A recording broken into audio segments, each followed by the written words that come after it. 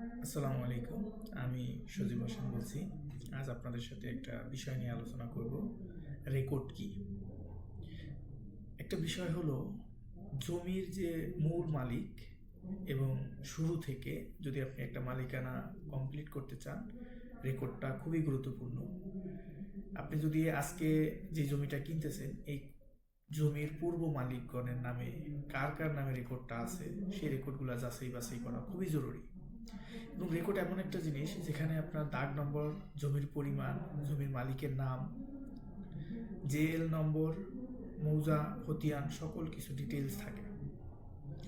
রেকর্ডটা অবশ্যই একটা দখল সূত্রে রেকর্ডটা হয়, কিন্তু যদি এই রেকর্ডটা পূর্ণাঙ্গ আপনার সিএস থেকে বিএস পর্যন্ত সম্পূর্ণ মালিকানার সঠিক তথ্য থাকে, সেক্ষেত্রে কিন্তু এই রেকর্ডটা খুবই গুরুত্বপূর্ণ। রেকর্ড ছাড়া আপনি দলিল করতে পারবেন না, এবং দলিল করলেন রেকর্ডে ভুল আছে, সেক্ষেত্রে কিন্তু এই দলিলটা টিকবে না। তাই আশা করি রেকর্ড খুবই খুবই সুন্দর একটা জিনিস, যে রেকর্ডটা প্রত্যেকটা মানুষের যাচাই করা উচিত।